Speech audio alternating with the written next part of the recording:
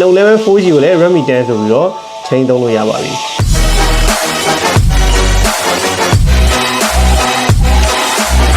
Redmi Note 11 4G လေးကိုကျွန်တော် unbox လုပ်ပြီးကြည့်မှာပါသူရဲ့ specification တွေကိုကျွန်တော်အရင်လိုအထွေထူးမပြောတော့တာက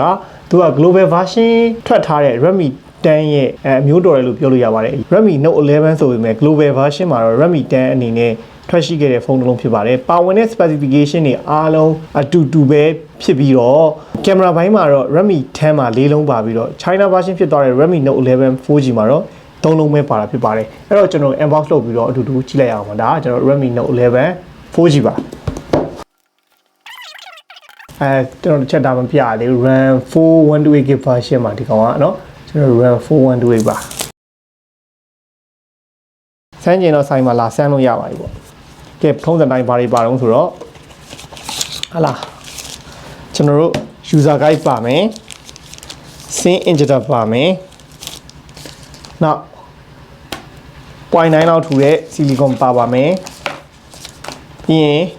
ပုံစံသားနာတော့ဒါပြောစရာမလိုဘူးပေါ့နော် Redmi 10နဲ့ပုံစံအတူတူပါပဲဟဲ့လား Redmi 10နဲ့ပုံစံအတူတူပါပဲ camera 3လုံးပါမယ်50 megapixel main camera ရဲ့ကျွန်တော်8 megapixel ultra wide လည်း2 megapixel macro camera ပေါ့ကျွန်တော် Redmi 10မှာတော့ depth sensor လေးပါတယ်ဒီမှာတော့မပါဘူးဒီကောင်ကတော့အပြာရောင်ဒီဇိုင်းတော့လှတယ်ဖုန်းစံတိုင်းကာပါကျွန်တော်ဘက်က plastic cover ပါပဲเนาะဒါကျွန်တော်တို့ Redmi Note 11 4G လေးပါ display ပိုင်းကတော့ Redmi 10တုန်းကလိုပဲကျွန်တော်ရှေ့ကပြောလို့တူတူပါပဲ Full HD Plus display 19Hz refresh rate ရမယ်နောက် IPS LCD ကိုပဲအသုံးပြုထားတာဖြစ်ပါတယ်နောက် charging ပါမယ်ဟလားအသွင်ကြိုးပါမယ်ဒါပါပဲပေါ့အဲ့တော့ကျွန်တော်က Redmi Note 11 4G ကိုဝယ်ယူမယ်ဟေ့ဆိုရင်တော့Type C အသွင်ကြိုးပါမယ်နောက်18W ပါလာတစ်ချက်ကြည့်အောင်charging ကတော့ကျွန်တော်18W charging ကောင်းပါပါတယ်เนาะဒီမဲ့18W fast charging ကောင်းလေးပါပါတယ်အဲ့တော့ကျွန်တော် Redmi Note 11 4G ကိုဝယ်ယူမယ်ဟေ့ဆိုရင်တော့ဖုန်းရဲ့ charging ကောင်းရဲ့အသွင်ကြိုးရဲ့နောက် SIM tray ပင်လေးရဲ့ပါပါမယ်ကာပါရဲ့ပေါ့ကဲဟုတ်ပြီအဲ့တော့ကျွန်တော်တို့တစ်ချက် SIM card လေးကိုတစ်ချက်ပြရရှိတာက SIM card ကတော့SIM card နှစ်ကတ်ထည့်တဲ့အချိန်မှာ SIM card နှစ်ကတ်ထည့်တဲ့အချိန်မှာကျွန်တော်တို့ memory card ထည့်လို့မရပါဘူးเนาะ SIM card နှစ်ကတ်ပြိုင်လို့သုံးမဟိဆိုရင် memory card ထည့်လို့မရပါဘူးကျွန်တော်တို့memory card တက်ကတ် SIM card တက်ကတ်ပေါ့ SIM card dual SIM သုံးမယ်ဆိုရင်တော့ memory card ထပ်ဆိုင်လို့မရပါဘူးခွင့်နေတော့မှကျွန်တော်ပြောတာဟိုကျွန်တော်တို့အရင် global version ဖြစ်တဲ့ Redmi 10လုံးပါပဲကျွန်တော်တို့ dual speaker ပါမယ်ပေါ်က Type C အသွင်ပေါ်ဖြစ်သွားမယ်ပြီးရင်3.5mm jack audio jack ပေါ်ပါမယ်နောက် fingerprint ကဒီ side mount fingerprint လက်မနဲ့ဖွင့်ရမှာပေါ့နော်သူက battery 5000 mAh ဖြစ်ပြီးတော့ဟိုပေါ့နော်အရင်ကြီးထူတယ်ဆိုတဲ့အနေထားမှာမရှိဘူး 8.92mm ပဲထူတယ်လေးတဲ့ထဲမှာမပါဘူးလို့ပြောတော့လက်ထဲမှာအရင်ပေါ့ပဲကင်လို့ကောင်းတယ်ပြီးရင်နောက်ကတော့ကျွန်တော် plastic bag ဟလား plastic bag ကပါပဲဒါကတော့ဒီကောင်ကတော့နည်းနည်းလက်ရထင်မယ် camera bag ကတော့မြင်တဲ့အတိုင်းနည်းနည်းလေးထွက်တာကိုတွေ့ရပါမယ်เนาะ camera 3လုံးဖြစ်သွားမယ်ဒါပါပဲကျန်တာတော့ကျွန်တော်တို့အရင် Redmi 10မှာလိုပဲဟလား 90Hz refresh rate ကို adapting sync ပါတဲ့အတွက်ကျွန်တော်တို့လိုရင်လိုသလိုချိန်ညှိပြီးတော့ကျွန်တော်တို့သုံးပေးမယ်ပေါ့เนาะသူကအဲ့တော့China version ဖြစ်တဲ့အတွက်ကတော့ Note 11 4G China version ဖြစ်တဲ့အတွက်ကတော့ကျွန်တော်တို့တရုတ်စာလေးနည်းနည်းမြင်ရမယ်ပေါ့เนาะဒီထဲမှာတရုတ် application လေးပါမယ် full capture နဲ့သုံးမယ်ရပါပြီအဲ့တော့အသေးစိတ် spec တွေကတော့ကျွန်တော် Redmi 10ဘောက်မှာတွက်ကြည့်လိုက်ပေါ့เนาะကျွန်တော်အရှိကြီးဖြစ်မယ်လို့ဒါလေးပဲပြောတာပေါ့အဲ့တော့ကျွန်တော်တစ်ချက်သိချင်တာကအချက်ပြချင်တာကဘာပြချင်တော့ဆို display ကတော့ထုံးစံတိုင်းဒီ entry mid rate နေမှာဘာဖြစ်တတ်တုံးဆိုတော့ Xiaomi တွေမှာဟို brightness ကတော့နည်းနည်းလေးနည်းချင်တယ်ဒီကျွန်တော်တို့အပြင်မှာနေအောင်ထဲမှာသုံးတဲ့အချိန်မှာတော့LCD ဖြစ်တာတကြောင်ဟိုနေ့အလင်းရောက်မှာဆိုတော့နည်းနည်းလေး brightness လိုတယ်လို့ခံစားရတယ်အဲ့တစ်ချက်ရှိမယ်နောက်ကျွန်တော် refresh rate တစ်ချက်ကြည့်အောင် refresh rate display ခုနပြောတယ်ကျွန်တော်တို့ adaptive sync နည်းပညာပါတဲ့အတွက်ကတော့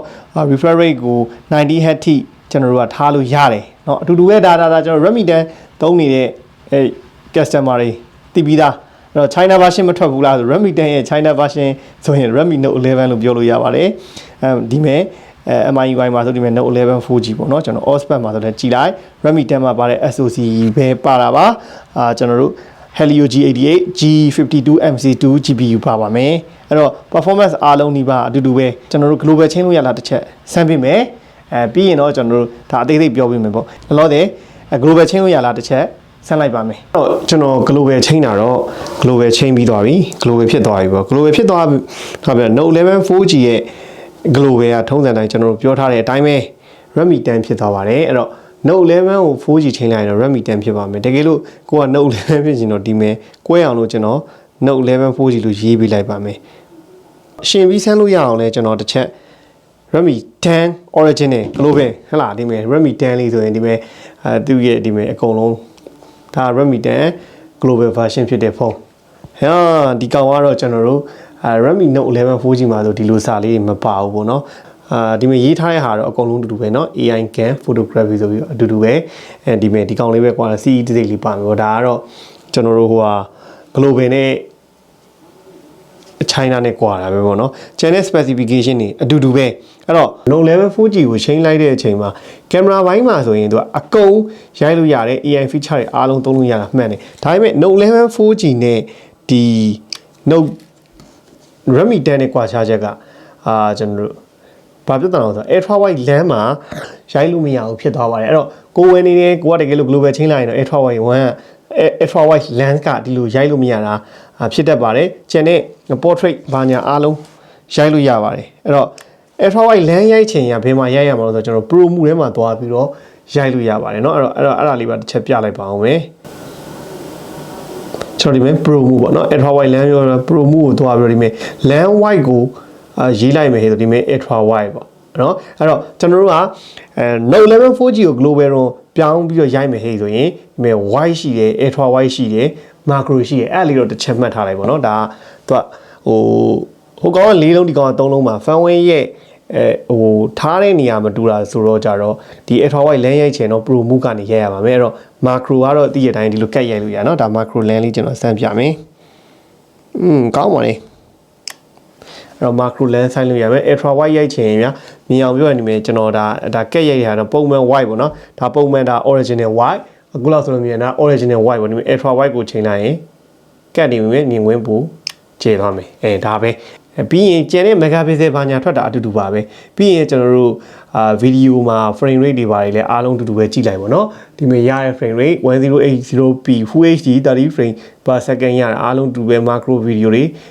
ရိုက်လို့ရမယ်เนาะအဲ့တော့အားလုံးအတူတူပဲရှေ့ selfie camera ဒီလဲ8 megapixel အဲ့တော့ကျွန်တော်ဒီမှာ photo เนาะဒါဒီမှာကျွန်တော်တို့ထွက်လာတဲ့ result ပုံဒါအတူတူပဲเนาะအဲ့တော့ဒီအပွားကနေပဲကျွန်တော်50 megapixel နဲ့ပုံတစ်ပုံလောက်ရိုက်ပြလိုက်မယ်ပေါ့နော် Redmi 10နဲ့ Note 11 4G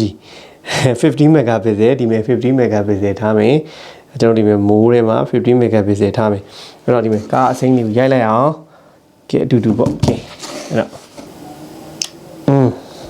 เนาะကျွန်တော်ပြီးရင်အတူတူကြည့်မယ်ကဲအဲ့တော့ဒီမဲ့ခဲရောင်လေးကRedmi 10ရုပ်ထွက်တူလားเนาะကျွန်တော်တို့အားလုံးဒါရုပ်ထွက်ကအတူတူပါပဲလားထူးပြီးတော့ကောင်းတယ်မျိုးဘာလို့ဆိုတော့ပါတဲ့ hardware specification တွေကလည်းအားလုံးအတူတူပဲကျွန်တော်တို့ China အလုံးနဲ့ global လုံးပဲ꿰သွားတာပြီးရင် display quality ကလည်းကျွန်တော်ပြောခဲ့သလိုပေါ့ဟို China လုံးမို့ global လုံးမို့ဆိုပြီးထူးပြီးတော့ဟိုဟာဖြစ်နေတာမရှိဘူးဒီမြင်ရတဲ့ဟာတွေကအတူတူပဲအဲ့မဲ့ကျွန်တော်ခုနအတန်နဲ့ speaker အတန်နားထောင်ကြည့်အောင်เนาะကျွန်တော်တို့ local မှာကြည့်လိုက်အောင်เนาะအဲ့မဲ့โอเคအဲ့တော့နမူနာလေးပေါ့ထွေလာလေး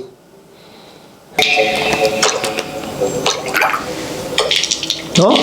ဒါနှလုံးလုံးရဲ့ဒါရုပ်ထွက်ကလည်းမွာညီကိုရီလိုပဲပြောလို့ရမှာပေါ့เนาะရုပ်ထွက် quality အားလုံးကအတူတူဖြစ်တာကိုမြင်ရမှာပါဘာလို့လဲဆိုတော့ Redmi 10အနေနဲ့ဝယ်ရင် global version ဝယ်လို့ရမယ် Note 11 4G အနေနဲ့ဝယ်ရင် China version အနေနဲ့ဝယ်လို့ရမယ်ပေါ့ဒါပေမဲ့ Note 11 4G ကိုလည်း Redmi 10ဆိုပြီးတော့ချိန်သုံးလို့ရပါပြီ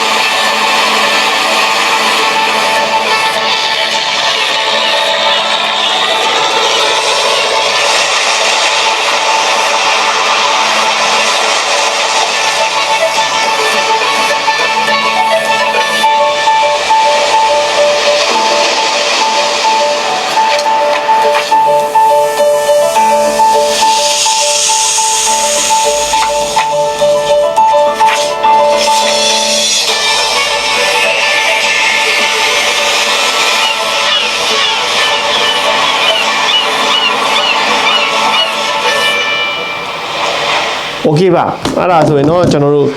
အခုမြင်တဲ့ကျွန်တော်တို့မြင်တွေ့ခဲ့တဲ့အတိုင်းပဲပေါ့နော်မြင်ခဲ့တဲ့အတိုင်းပဲဒီဖုန်းနှလုံးလုံးရဲ့ Redmi 10နဲ့ Redmi Note 11 4G ကအားလုံးအတူတူပဲဆိုတာအားလုံးမြင်တွေ့ခဲ့ပြီလို့ထင်ပါတယ်เนาะဒါကျွန်တော်တို့ဒါ Note 11 4G လေးက global ချိန်ပြီးတော့သုံးလို့ရပြီRedmi Note 11 4G မှာဆိုရင်ကျွန်တော် ultra wide မှုကို global ချိန်ပြီးသုံးမယ်ဟိဆိုရင် ultra wide မှုကိုတန်းပြီးဝင်လို့မရဘူး Redmi 10ကတော့သူ original firmware ဖြစ်တဲ့အတွက်ကတော့ ultra wide မှု full shot ဆိုတန်းဝင်လို့ရတယ်ပေါ့နော်အဲ့တစ်ချက်လေးပဲရှိတယ်အဲ့တော့ပြောချင်တာက game ဆော့မယ် story များများပါခြင်းတဲ့သူတွေဒီ Note 11 4G ကိုဝယ်တာပို့ပြီးတော့အဆင်ပြေတယ်ဈေးတန်းတူတူပဲဒါပေမဲ့ကိုကအဲ့ကင်မရာကို direct ပြောင်းချင်တယ်ဆိုတဲ့ဟာလေးကတိကောက်ဖြစ်တာလေးမဖြစ်ချင်ဘူးglobal direct ပဲလိုချင်တဲ့လူဒီ Redmi 10ဒါပေမဲ့ Redmi 10ရရင် 64K ဈေးနဲ့Note 11 4G ရဲ့ 128 ဈေးကအတူတူဖြစ်မှာဖြစ်ပါတယ်အဲ့တော့ပုံမှန် daily usage သုံးမဲ့သူတွေအနေနဲ့ကတော့ဒီနှလုံးကဘယ်ဟာကိုနဲ့ကိုက်ညီမလို့ဆိုပြီးတော့ဒါလောက်ဆိုရင်ရွေးချယ်နိုင်ပြီလို့ထင်ပါတယ်ကျွန်တော်တို့ဒီနေ့ဗီဒီယိုလေးကိုဒီမှာပဲအဆုံးသတ်လိုက်ပါတယ်အားလုံး stay safe stay strong ပါခင်ဗျာ